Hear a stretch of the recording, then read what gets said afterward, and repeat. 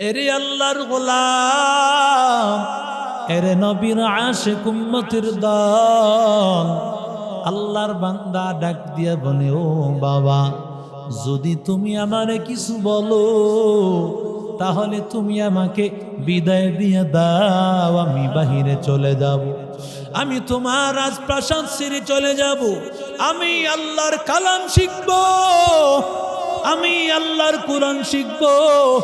এই কথা বলার পর বাদশাহ ওই সময় রাগ হয়ে বলছে, যা যা, তোর মতো সন্তান দরকার নাই। কিন্তু এটা তো কোনোদিন বাবার আসলে ভিতরের কথা না, রাগের মুখের কথা। রাগের মুখে অনেক সময় বাবারা কতই কথা বলে ফেলে।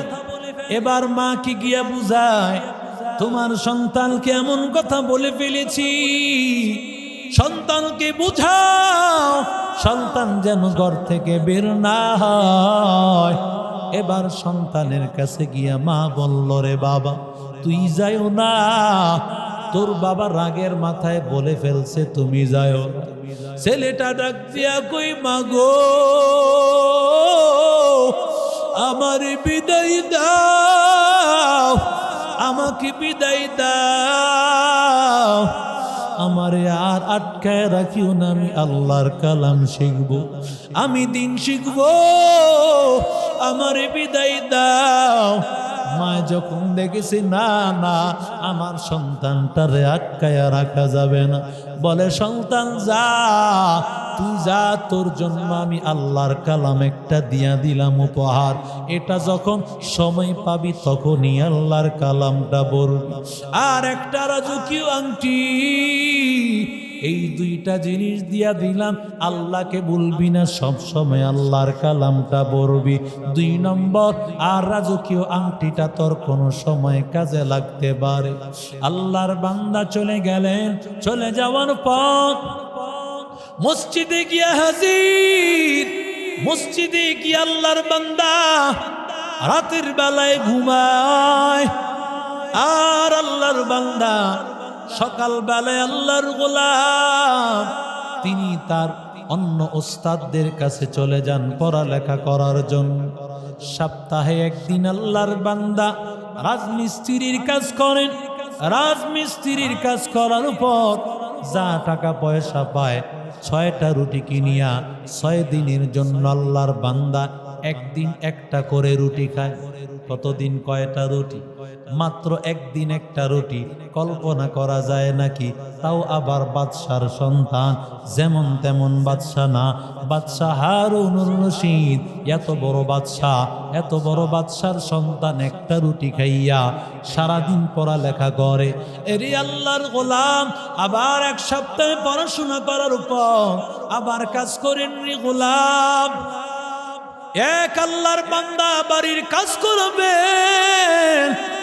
লোক তালাশ করতেছে, এমন সময় দেখে কোনো লোক নাই, কিন্তু একটা লোক আছে। কিন্তু লোকটাকে দেখতে তো রাজমিস্ত্রির মতো মনে হয় না, লোকটাকে দেখলে রাজপুত্রের মতো মনে হয়, কারণ আসলেই তো রাজপুত্র, বাদশাহ হারুনুর রশিদের সন্তান। এত বড় সন্তানকে কিভাবে তাকে আমি রাজমিস্ত্রি হিসাবে নিব? বলে, আল্লাহর বান্দা, তুমি কি আমার ঘরে কাজ করবা? বলে, আল্লাহর বান্দা, কেন আমি করব না? কারণ লাকাদ খালাকনাল ইনসানা ফি কাবাদ, মানুষকে তো আল্লাহ কষ্ট করার জন্যই বানাইছেন। আমরা বলে 2টো শর্ত। 1 নম্বর শর্ত, যদি আমারে দিয়া কাজ করাও। 1 নম্বর শর্ত, নামাজের যখন সময় হয়ে যাবে আমারে আটকাইয়া রাখতে পারবা না। 2 নম্বর শর্ত, যতটুকু আমি কাজ করব মজুরি কম দিতেও পারবা না, বেশি দিতেও পারবা না। শর্ত অনুযায়ী নিয়ে গেল। নিয়ে যাওয়ার পর আল্লাহর বান্দা এবার সারাদিন কাজ করলো। তাকায়া দেখতেছে আল্লাহর বান্দা একা যেই কাজ করতেছে, 5-6 জন লোক মিলেও সেই কাজ করতে পারে না।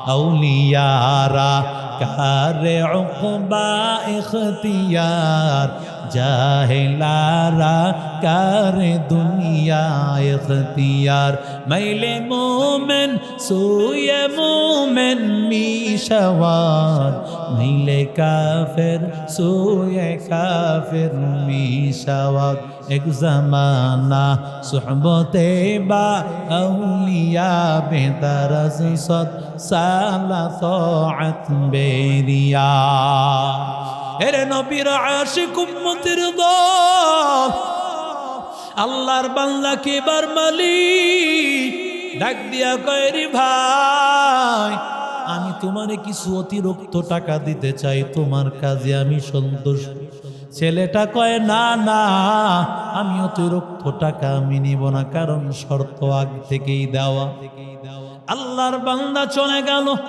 দ্বিতীয় দিন ওই রাজমিস্ত্রির তালাশে আবার মালিক চলে গেল তাকাইয়া দেখে ওই রাজমিস্ত্রি নাই লোকেরা ডাক দিয়া কয় ছেলেটা তো রাজমিস্ত্রি না ছেলেটা তো ওই পীরজি হুজুর মাদ্রাসার মতো মাদ্রাসার একটা ছাত্র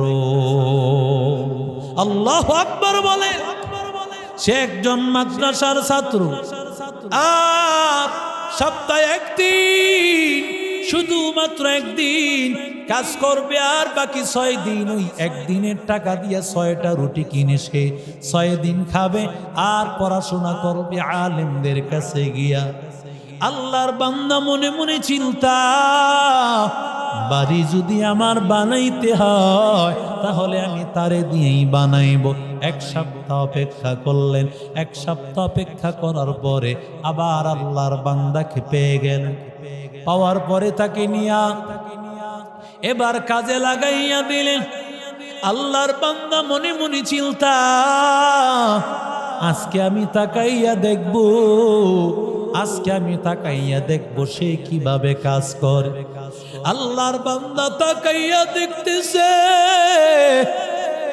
যখন ইটটা লাগায় রাজমিস্ত্রিরা সিমেন্ট বালু গোলাইয়া এরপরে খামিরা বানাইয়া এরপরে একটা ইট ইট করে লাগাইয়া সল করতে হয় আল্লাহর বান্দা বালু আর সিমেন্ট গুলো দেয় ইটগুলো লাখে অটোমেটিক একটা ইটের সাথে একটা ইট মিলে যাচ্ছে আল্লাহু আকবার বলো আল্লাহর কালামের পাওয়ার আল্লাহ ওয়ালাদের পাওয়ার তালিবুল ইলমদের পাওয়ার মাদ্রাসার ছাত্রর বরকত আল্লাহর বান্দা এবার মনে মনে চিন্তা করলো আমি তারে দিয়েই বাড়ি বানাবো এক সপ্তাহ বড় পিক্ষুমান অপেক্ষায় থাকার পর আল্লাহর বান্দা এক সপ্তাহ পরে যখন গিয়েছে তাকায়া দেখে ওই ছাত্রটা নাই বলে ওই ছাত্রটা কই লোকেরা ডাক দিয়া কয় কেন জানো না কারণ ওই ছাত্রটা অসুস্থ হইয়া জ্বরাক্রান্ত হইয়া পড়ে আছে এবার আল্লাহর বান্দা সে মসজিদে চলে গেছে মসজিদে গিয়া তাকাইয়া দেখে এত জ্বর মাথাটা পুড়িয়া যাইতেছে এত প্রচন্ড ভাবে কষ্ট হইতেছে আল্লাহর বান্দাকে তাকাইয়া বলে ওরে ভাই আমার এই কোলের মধ্যে মাথাটা রাখ তোর কত কষ্ট হইতেছে আল্লাহর বান্দা ওই ছাত্রটা ডাক দিয়া কয় ও চাচা যাক আমার বড় কষ্ট হইতেছে বরে তোমাকে হসপিটালে নিয়ে যাব নাকি চিকিৎসা করাবো বলে না না আমার সময় বেশি বাকি নাই আমার সময় বেশি বাকি নাই এরে আল্লাহর বান্দা আল্লাহর বান্দা এবার দুটো হাত তুলে বলে আল্লাহ তোমারে পাওয়ার জন্য রাজকীয় দরবার সারছি আয় আল্লাহ রাজকীয় পোশাক সারছি আয় আল্লাহ রাজকীয় খাবার সারছি জানি না রে আল্লাহ তোমারে পাইছি কিনা আয় আল্লাহ তোমাকে পেয়েছি কিনা আয় আল্লাহ তুমি রাজি হয়ে যাও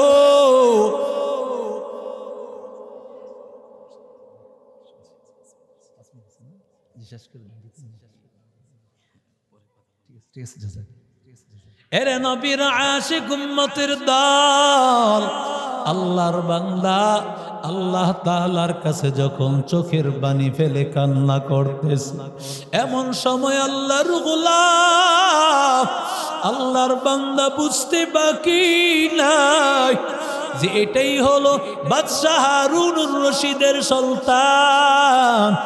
যেই বাদশাহ হারুনুর রশিদের সন্তান বাবারে সারিয়া রাজকীয় দরবার সারিয়া চলে গিয়েছে। এরি আল্লাহর বান্দা, এর যুবক, এবার আল্লাহর বান্দা ডাক দিয়া কয়, রে ভাই, ও চাচা যান, আপনার কাছে দুইটা জিনিস আমানত রাখলাম। একটা হলো আল্লাহর কোরআন, আরেকটা হলো আমার এই আংটি। এই দুইটা জিনিস আপনি বাবার কাছে ফিরাইয়া দিবে। এমন করতে করতে আল্লাহর বান্দা দুনিয়া থেকে বিদায় হয়ে গেল। এবার আল্লাহর বান্দা কোরআন শরীফ এবং আংটি নিয়ে রাজকীয় দরবারের দিকে রওয়ানা। আল্লাহর বান্দা আসতেছে, তাকায় দেখেন বাদশাহ হারুনুর রশিদ সবে মাত্র বিরাট একটা বাহিনী নিয়ে রওনা করেছে, বাহিরে যাবে। ডাক দিয়া কয়, ও বাদশাহ, একটু দাঁড়ান, একটু কথা আছে। বাদশাহ কি সাধারণ লোকের কথা শুনবেনি? বলে, না না, এখন কাজ আছে। এমন সময় আল্লাহর বান্দা আল্লাহর কোরআন আংটি দেখাইল, সাথে সাথে বুঝলো এটা হয়তোবা আমার কোন সন্তানের খবর নিয়ে আসছে। এবার আল্লাহর বান্দা সাথে সাথে দিশে নেবে গেল। বুঝেছি তুমি হয়তো আমার ছেলের কোনো খারাপ খবর নিয়ে আসছে, তাড়াতাড়ি আয়া আমার রাজকীয় দরবারে আয়, কি খবর নিয়ে আসছো? আল্লাহর বান্দা এবার সমস্ত ঘটনা যখন জানায়া দিল, বাদশাহ হারুনুর রশিদ চোখের পানি ফালায়া বলে, আল্লাহ, তোমার খবর আমি যতটুকু পাই নাই, আয় আল্লাহ, তোমাকে যতটুকু আমি না চিনেছি, আমার সন্তান এর চাইতে বেশি তোমার পরিচয় পেয়েছে।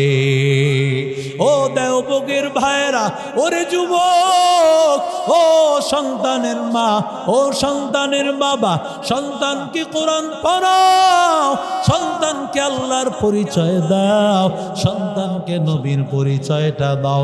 মাদ্রাসায় যদি সন্তানটাকে পড়াইতে পারো, তোমার সন্তান দুনিয়াতেও বাদশাহ, আখিরাতেও বাদশাহ হয়ে যাবে। আল্লাহ আমাদের সবাইকে কবুল করেন, সকলে বলি আমিন।